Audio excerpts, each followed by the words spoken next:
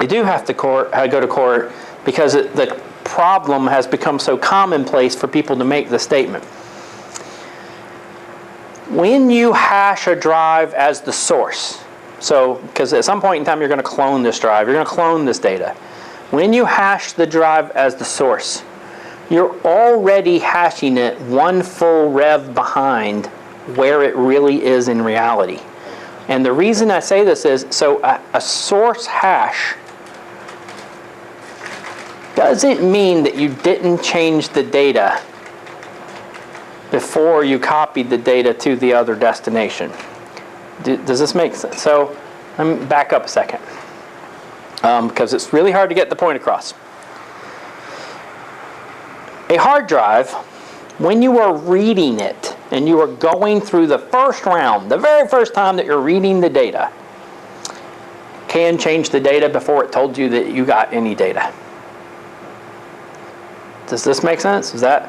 So in other words, your hash of the source, it'd be hard to prove.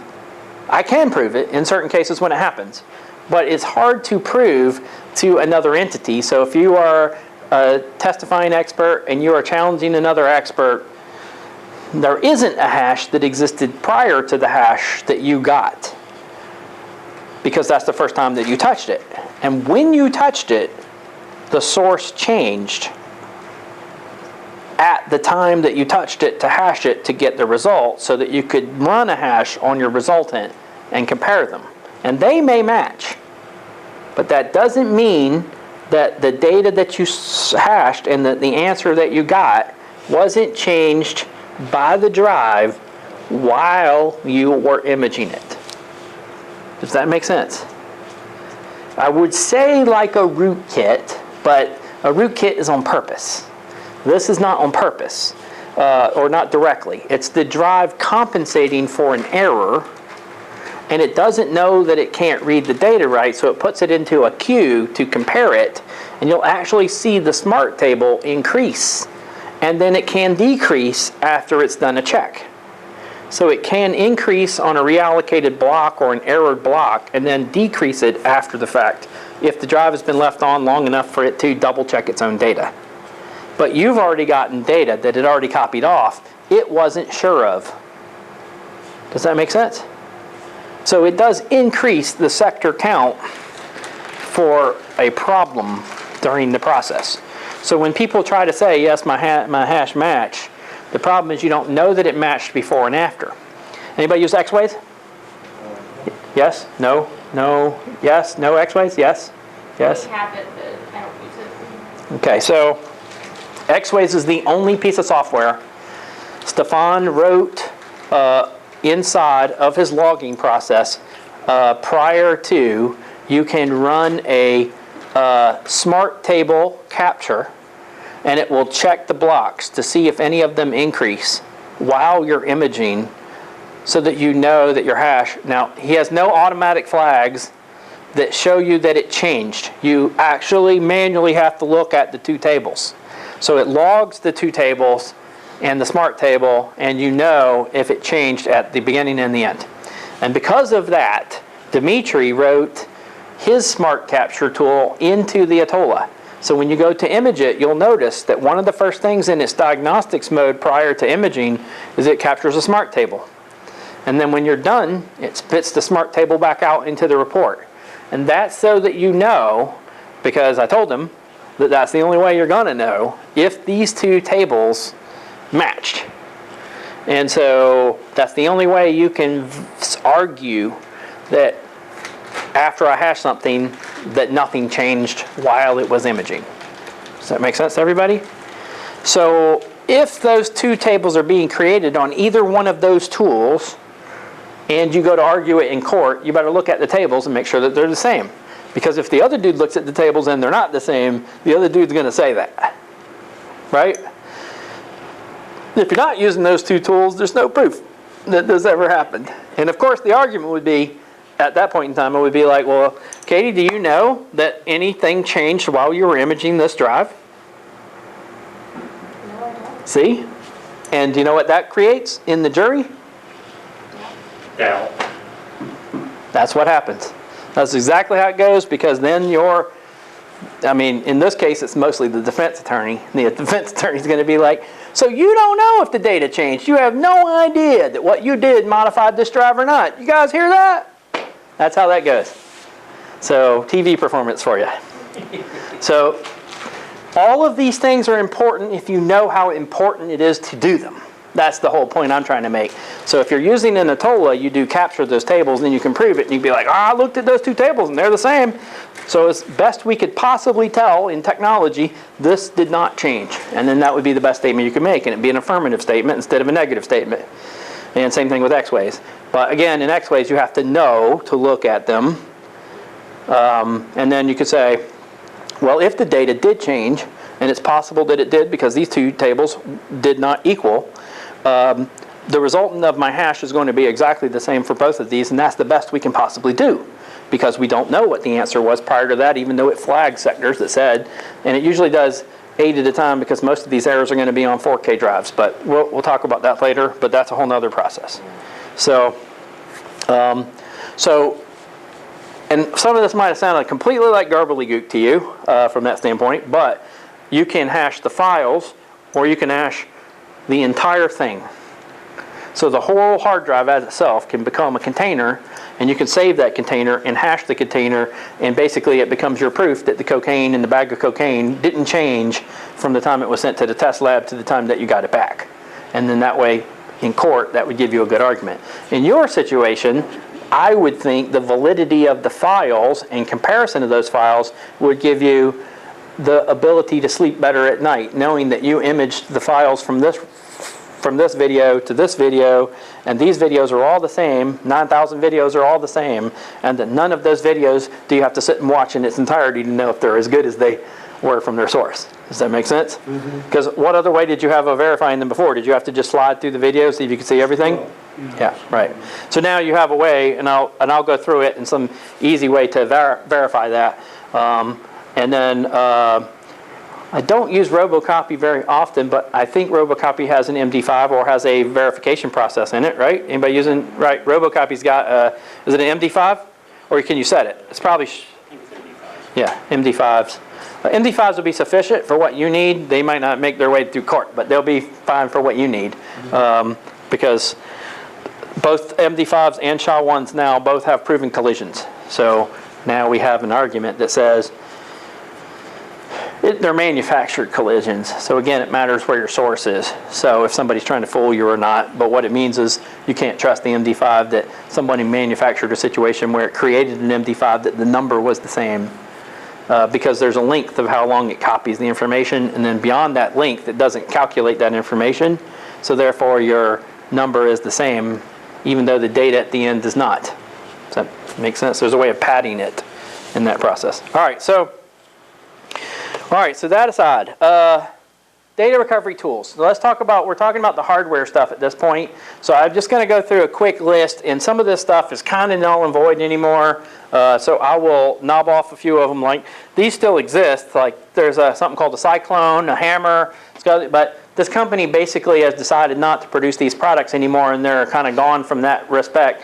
This company wants to now create an automatic data rescue station at Best Buy. So people can walk in, plug in a hard drive, and then supposedly connect to this kiosk, and then recover their data and spit it out or do whatever. And my vision is that somewhere there's a cell phone connection that connects to a guy in some office back in Arizona, and he's hitting some buttons, hoping for the best, and charging them some money. Anyway, so I don't see how it could possibly ever work. This is one of those things when people ask me, how can I remotely recover a hard drive? Well, my answer is you can't. You know what you do? You send them the box. Send them an Atola, and then you connect to it remotely. Like that's the best you can do. But you cannot, and you still have to sometimes unplug and plug. So you still don't have an option for how you're going to do a hot swap remotely. You're going to try to walk the dude through on the other end of the phone. Like, don't let that screw roll around on that board. It'll fry that board. Like, those are the kind of things we get into when people start trying to create these remote options. DeepSpar has one. I'm going to tell you they do. They don't sell it to normal people. It's a commercial recovery thing that they do. They have some service for big companies that nobody has to do anything. They just have a box, and then you plug this drive in, and DeepSpark controls it remotely and does everything that they need to do. But you still have the same problem. What if it's a PC board that's bad or something like that, and you've got to do something else? All right, anyway, so let's go down this list. First thing, clean rooms. Let's talk about clean rooms for a minute. You do not need a bunny suit. What we're working on here is a 3.5-inch drive. It is not something that you have to live in, and I see people do this. I literally see companies, there's a data recovery company in Australia that has done this. They spent $100,000 on it. Like, why? Why? It's 3 inches. It's a 3-inch box. You can go work in a workflow, and there's nothing that's going to touch it. You're right there, 3 inches. It's not this will be great the day that, swine flu is flying around everywhere and somebody's got to try to avoid getting sick. They can go live in the clean room. But outside of that, I don't see much use. So here's how they're rated. So there's an old standard and a new standard. And the old standard is what everybody loves. The new standard, everybody hates, but what happens is they take this number and they post this number with the old standard number. They don't match. They're not an exact match. So they're just an approximation to that point. The old standard says, this is what you're used to seeing, class 1, class 10, class 100, class 1000. These are the things people are used to talking about. Normally we live in here. We live in the class 1 through class 100. Class 10 is usually kind of the good spot to be in. That's where you want to be. What this means is there is this number, whatever this number is, so 0.5 microns. They'll have 10 of this size floating around in this cubic foot of air. So basically you're trying to limit as much contaminants as is possible. So this is very small, half a micron. There's only going to be 10 of those floating around in a cubic foot of air. So if your box is this big, whatever, you've got 10 by whatever, then you've got enough there where for every cubic foot of air, there's going to be 0.5 microns of tin stuff floating around in it. So the entire point is to have as little contamination as is possible. Now, when we're talking about sizes, it's hard for people to relate to what that size is. So I wrote some down. They're in the pages in the bottom, and so I will yell some of these out. Anthrax is 1 micron. So if my clean room is a class 10, 1 micron is bigger than 0.5 microns, so it will be filtered out by my filter. And the filter is called a HEPA filter. It's a high efficiency particulate air filter. Those are in the next pages actually, they're in a couple pages. Right now I'm reading the bottom of page 79. In the bottom of page 79, the second from the last paragraph, I have sizes. And it says an example of something that would be filtered out using a class 2 clean room would be anthrax as a 1 micron. Bacteria is usually 0.3 microns or larger. So there's a chance that I would end up with some particulates of that size if they were a bacteria. And so depending on what it is, if I knew that, so I know anthrax, I know my clean room, I can survive anthrax. So I'm going to crawl in there and try to, it's not a full room, so mine's a workflow station. So I'm going to turn it on and I'm going to stick my head in and I'm going to hope for the best and that I won't ever breathe any anthrax. But I will probably get some bacteria, yeast. If I get a yeast infection, then I will be able to survive in this room if yeast is attacking my building. But these are just some examples. Tobacco smoke is 0.01 microns. Now that's pretty small. That's why tobacco smoke kind of makes its way everywhere. And so it's a real mess. Then viruses are usually 0.3. And then I think that's a pretty good list. That's what I got here from that standpoint. So this is the old standard. Class 10 is where I live. I'm typically right there, so this is really what I care about. And so you'll see in the next standard where they go with this. So here, you're back to greater than 0.5 micron. So a class 2 or a class 3 would be where we were living. So at this point in time, you're going to end up being a much smaller amount. It's not going to This will be less than what we would expect in a class 2, but in a class 3 we may have slightly more from that standpoint of what we're dealing with. Now these classifications are all the filter, not necessarily the box that you're in. The filter looks like this. So the filter is a high efficiency particulate air filter. They're made of borate silica. So typically they will be pleated, and so this is pleated and then meshed together. And most of the ones that are clean rooms will have some sort of also laser scanning process that happens inside the box to try to help filter out the air prior to it going into the HEPA filter. So this is what mine looks like. And so mine doesn't have legs. You have to have a table stand that it goes on. And you turn this on and it works a lot like an air conditioner, sucks the air in. And then this whole thing is a wall of air that comes out at you. And so you can spit into it and it blows it back in your face. So the idea is I can work in this area right here and all of my skin and hair and stuff is going to blow back at me and not on the hard drive. When I work with the drive away, the platter away from me, because most of the time I'm working in the head assembly area, which is on this side. So I'm not most of the time putting my hands over the platter a lot. But this is where you can wear gloves and you can wash your hands a lot, and typically as long as you've washed your hands even before you've worked on any of these, you've rubbed the dead skin and the stuff off of you, so you don't have to worry about that. I'm way more dexterous without it, and I've got smooth hands, and I haven't worked a day in my life. So it's a hard day. So at least from this standpoint, I don't have like a lot that could fall off of my hands. I don't have cuts and scrapes or anything like that, unless they're caused by these machines. So basically right here is a huge HEPA filter that is cleaning the air and pushing it out towards me. And so I had an animation, but you get the point. Basically it sucks it in, blows it out. You're working in this area. You want to keep that area as clean as possible, especially where the drive is from that standpoint. So that's fundamentally the easiest thing to do with clean rooms. Now there are other types of clean rooms. The cheapest, roughly $1,000, brand new. You can probably buy them used, cheaper than that. I see stuff on eBay all the time, like this one, which was probably $10,000 brand new. And so $600, $700, I can go pick one up. The problem is it may have been used in a chemical company, it may have been used in a medical environment. I want to go smell it before I buy it, because it will smell. And some of these, especially in a chemical company, you may not even be able to stand the smell that it is in. You can always replace the HEPA filter. You can buy more HEPA filters, but that won't solve the smell problem if it's soaked into the materials and the stuff inside the device.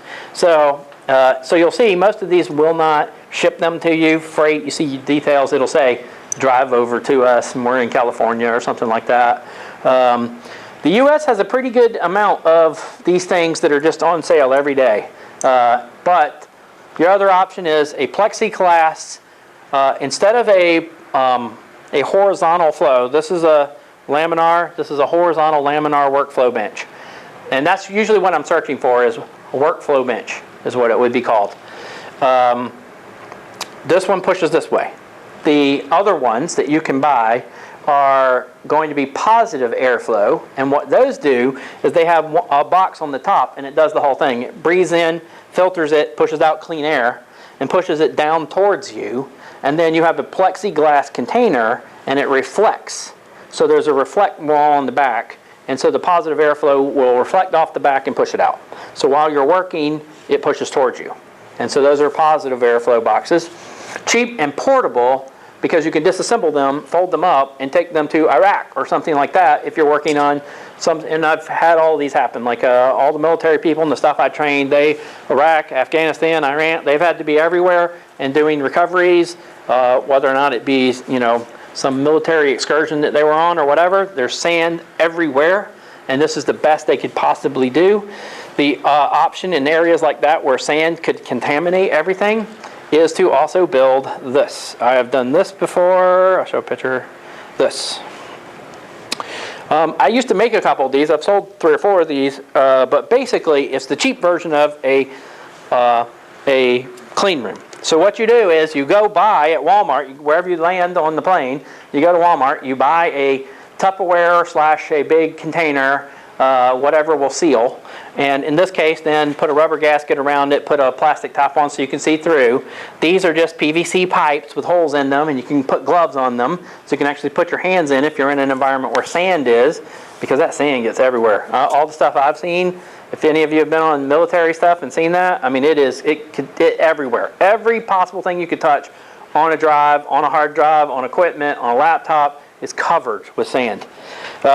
So in this case, you can seal the case, you can put your drive in, you can work on it, and you use a vacuum cleaner. So what you do is you buy one of the cones that they sell, the cones, a triangle cone that connects to a vacuum cleaner that's a HEPA filter. I cut a hole in the side, I put the cone on, and I hooked that up to a hose for a vacuum cleaner. I cut a square, and I used the square HEPA filters you can buy at Walmart or whatever, and you can glue those on the side. And then when you power it on, it'll suck all the air across, and everything that's inside the box will be cleaned out. You need to put your stuff in the box prior to you doing that. And sometimes put a cloth and stuff in there as well, so that when you stick your hands in, you can rub it down so that you can get any outside sand or anything off of the device so that it gets sucked into the cone while the vacuum cleaner's on. So just simple things like that can make a huge difference. It's not going to be a class 10, but you're also in an environment that is not a friendly environment to doing any of this kind of stuff. So I've literally had to do things like this, getting off of a plane in another country and trying to be the best I can wherever I'm at to try to do a recovery, because it seems to be the kind of thing that happens to me all the time. It's like the IT guy who walks into the 7-Eleven and the computer stops working, and all of a sudden he's got to help the guy get the computer running at 7-Eleven. That's how my life is everywhere I go. So, so those are some of the things you can do, cheap parts, pieces that you can do everything with, and you can do a complete rebuild inside of one of those boxes. So now, in a room like this, I mean, it's a pretty clean room. It's not somebody sanding wallpaper out there or anything like that. I think we're fine. I don't think we have any problems. I've done over 100 of these classes now.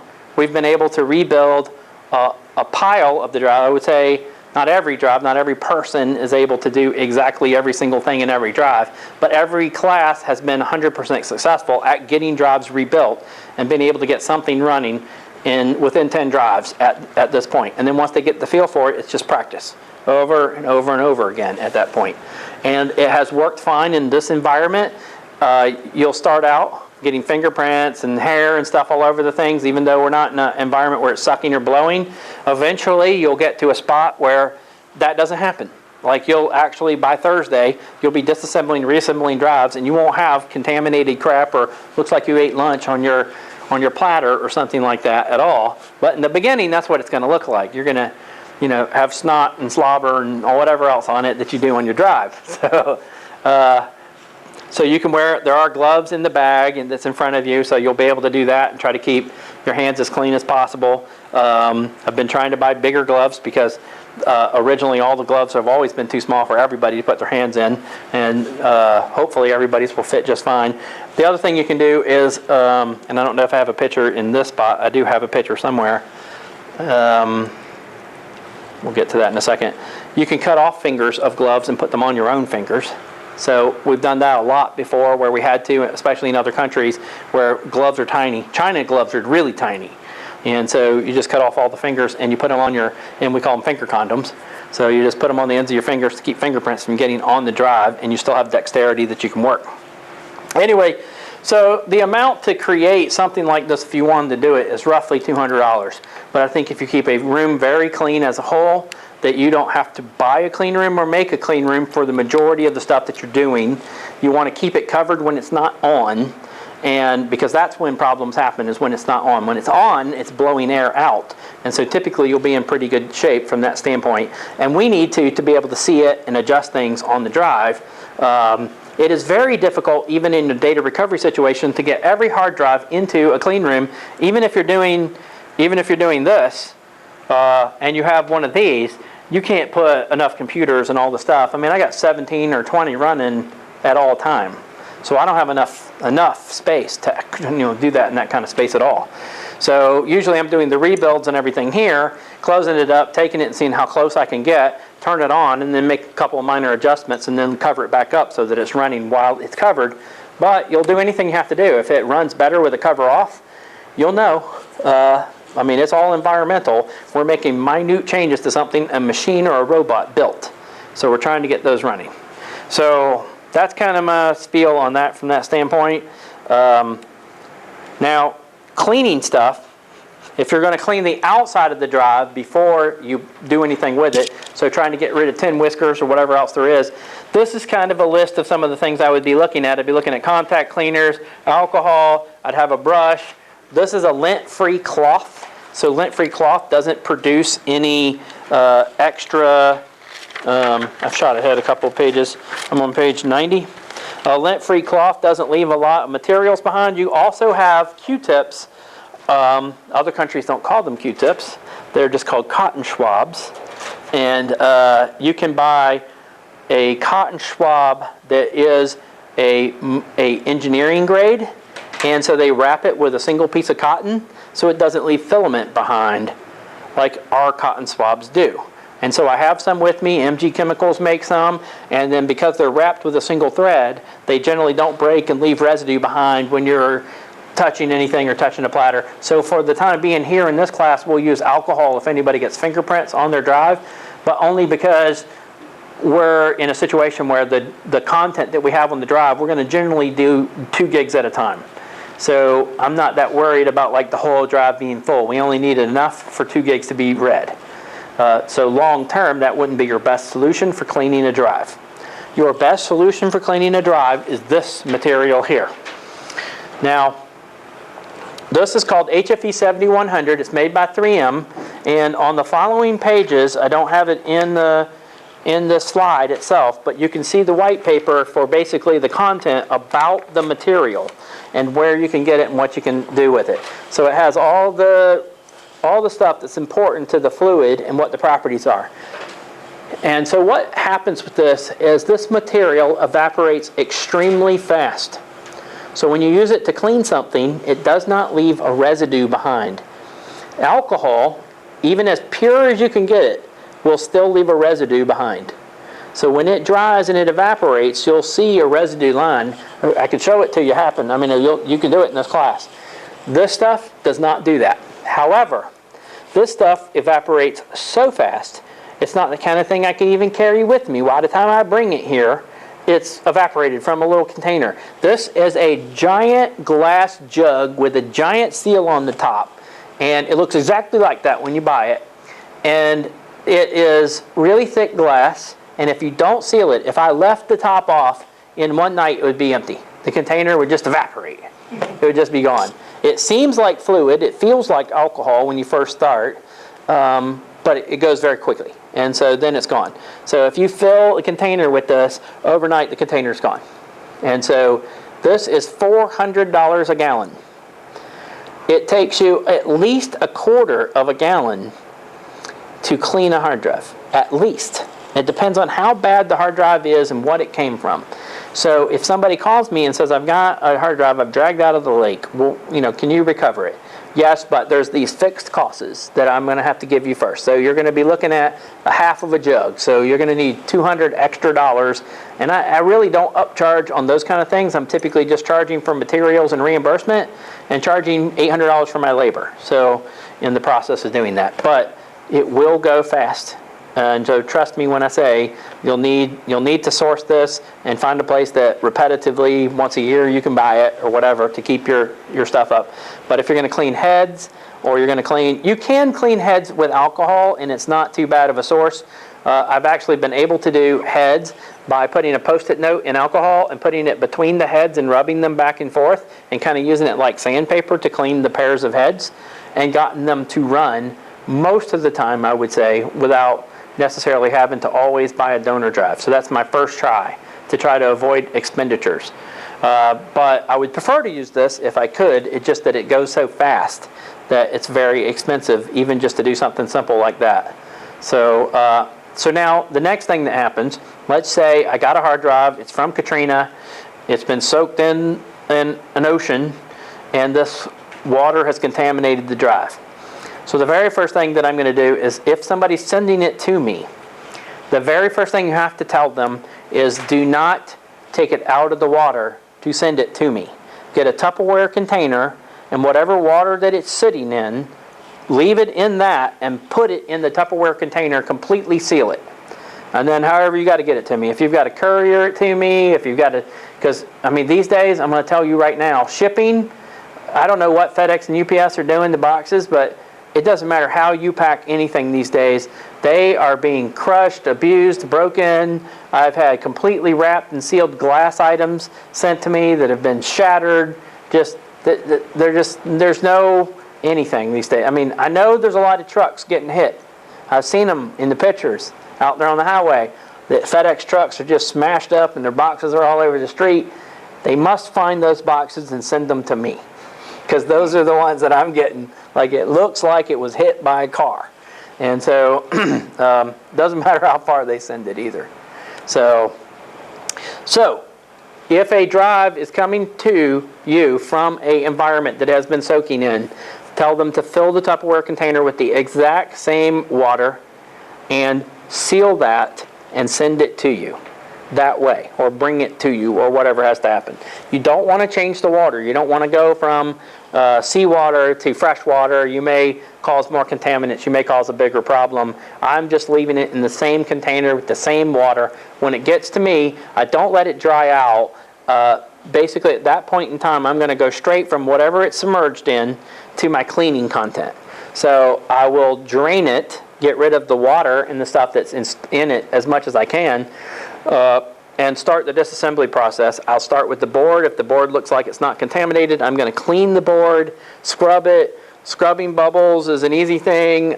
You can use a jewelry cleaner, and then there's a version that you use for electronics that's a little bit higher. It's not a lot more expensive, but this is an ultrasonic cleaner. So what happens in this case is, I take the drive that has been submerged in the water. I take it out. I put it on a towel. I put it on something. I can soak the water out of it as much as possible. I start the disassembly process, removing the electronics and the board from the back.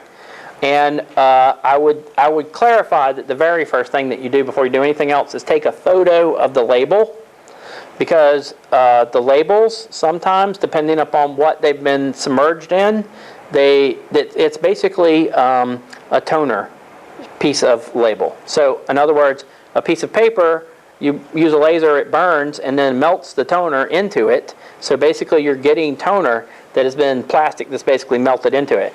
On those labels, when they get contaminated, they start to brush off. So the stuff starts to come off of them, especially in a fire. If it's been subjected to a fire, if you even just barely brush it, the numbers will just come off. And you need those numbers. So I'll get back to fire in a minute. But right now, water. So on water, I will take a picture, take a photo, make sure that you get a very good picture that you can read the numbers off of before you start brushing anything or doing anything. Take the electronics off and then do it in reverse. Open up the top of the drive, get all the water. If it's filled with water, then try to at least dump the water out so that you can get as much of it out as possible. You will see that there are contaminants still on the platter.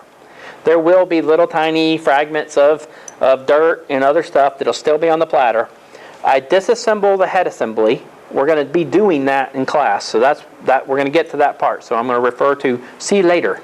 We're going to take the head assembly out. We're going to clear everything from the drive except for the platter.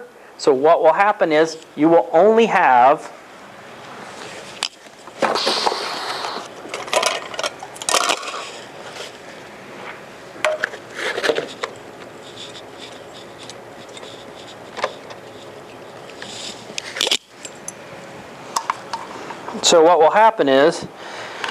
you'll start out like this. You'll remove the electronics from here, and then you'll get into here. You'll remove all the screws and get into the drive. And then this is a badly damaged drive, so ignore that. So you will end up removing all of this. So the head assembly, the actuator, the ramp, the filter that's over here on the side. There's a little filter for air. So you're going to end up removing all of these things so that you can just get the drive and its platter as free as possible of all the other stuff. Everything else that rubs on it or anything that happens to it will cause contaminants to be worse. So now I'm going to do something like this. I'm going to put a 1/4 gallon or 1/2 gallon inside of my ultrasonic cleaner. And then I'll put the drive in and the platters in, so it'll be just this part and the platters. And so my entire job is to try to do something to free all of those contaminants inside of it. And so I'll try both directions. I'll do it this way and I'll do it this way so that it'll all fall out. And when you turn the transceiver on, it vibrates. And so it's an ultrasonic vibration. You also have a heat. If you turn the heat on, this stuff evaporates even faster. So it's going to let you know. It might help, but it also might go faster. So when you turn on the vibration, when you turn the transceiver on, that typically at that point in time, this thing will start to vibrate. It'll sound really noisy, but, and I usually test ahead of time. I test another drive to see how long it will last. If you use a transceiver on this, the sand as it comes out and the mud that comes out starts to attack the platter. It's going to vibrate and start to become like a sand blaster, about a minute to a minute and a half. So usually I try to cut it off before a minute. So I try to be in a minute and 5 seconds at worst. And when it attacks it, it'll start to make these pitted colors. So you'll kind of see it like you do on this, where there's a shade around the platter that has been attacked. You don't want it to get that far. You want to stop before that happens. So you can test a drive and put it in there, or you can just trust me when I say, if you do more than a minute, it'll be bad. And so that means after that minute, the contaminants that are in here are no longer usable again, and you have to empty it out, clean it out, flush it again, and do it again. So you have to do it until there's no more residue on the drive, on the platter. Usually, most of the time, 2 is pretty good, but it's hard to tell. If a drive has been left out and it has dried, then the sediment is way worse. The sediment is very difficult. You may even just want to let it soak in the material for as long as you can before it evaporates, before you turn it on, and try to get stuff to break free. But you've got to clean the platters, and it's very difficult to get in between the platters. So starting at this time, basically you're doing everything you can to get everything just to fall out and get it as clean as possible. So there is a possibility of taking apart newer hard drives, not older hard drives, but newer hard drives. You can separate the platters and you can look at them. On newer hard drives, the servo information is now redundant and it's local to the drive and the platter, whereas on older ones, it was they were bound together. So if I had 2 platters on this drive, on drives probably older than 2014 or so, I cannot separate those 2 platters from each other, and they safely go back together and see the content. But on newer drives now, they've added more redundancy on the servo information, so now they are not bound together that way. So now you can separate them. Does that make sense? I don't know the exact cutoff, and I prefer not to separate them if I can. I would only do it in a situation like this. But there is a tool by HDD Surgery that will separate them. Okay? So ultimately, that's what you're trying to do, is do everything you can to get it down to the cleanest possible single platter. Then at that point in time, all the normal stuff we're going to do for the rest of the week is going to take over. Because if you have bad heads and they've been contaminated, get a new set of heads, find a perfect match, and rebuild it. If the board is damaged or it's corroded, find a new board that's working, take the chip off that you need, put it on that board, and then you're running. So you can actually get all this to work. And also, the fluid dynamic bearings are sealed. So because they are sealed, nothing actually gets in the bearings. Now, it can get underneath the magnet, between the magnet and the stator. But most of the time, at least if you flush the drive, you might get far enough that might not matter, because those contaminants are all going to be contained inside. Does that make sense? They're not flinging out. They're not flying out of there from that standpoint. So you're only focused on the platter and getting the platter as clean as possible. If that happens and you want to, you can also move the platter to a new motor. So now I'm going to explain this in the simplest terms I can. Every single thing that's in this drive is aligned to each other. If I remove the heads and I put a new set of heads in, I've got to align those heads. I've got to align those heads to this platter. If I remove the platter and the heads, I've created 2 scenarios where things are not exactly going to match up. The platter and the height of the platter from one motor to another is not the same. Even the same model, as close as a drive as you can find, every single one of them has a specific height that when they are put together, the way that they are assembled is that the fluid dynamic bearings are pressed into the case. They are not pressed in at the same height from one drive to another. This is a fluid dynamic bearing right here in the bottom. I'll show you what a picture looks like later. But it's pushed in to this aluminum case. So then that height is different from another hard drive of the same model that is pushed in slightly different. Does that make sense to everybody? So once you get to that spot, if you have to move to another one, you've got to align your heads and your platter to each other. So you've created another problem, and you have a balance problem. When you take platters out and you put them in another drive, you also might have a slight wobble, and that slight wobble will cause a huge problem. So we'll get into those things in the more detail as we get to the disassembly and reassembly process, because you have to manually deal with all of those things with a screwdriver. So we're doing what a machine did, and we're reproducing it as close as is possible. So this is a little bit like flying through the Death Star and trying to shoot down that air vent. Like it doesn't quite seem possible or plausible, but yet somehow it happens. And that is true. It will work. We will reassemble it, okay? Fire. Fire is a little bit different in the fact that as long as the heat wasn't so intense that it melted the platters or did anything inside the platters and melted the plastic off of the platters, then typically you will be able to reassemble it. I have had them hot enough they melted this board and melted the assembly right underneath it, and I've still been able to reassemble them. But if the fire is so hot, you'll see when you open it, it's not just smoke that's a problem. At that point in time, because smoke, if it was only smoke, I could wash it through this process and be fine.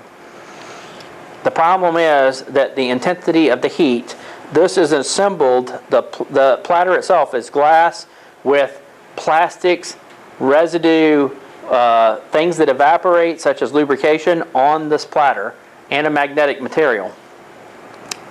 If it gets hot enough, it melts. And so you can see it. And if that happens and you can see it, you're not going to recover the data from it.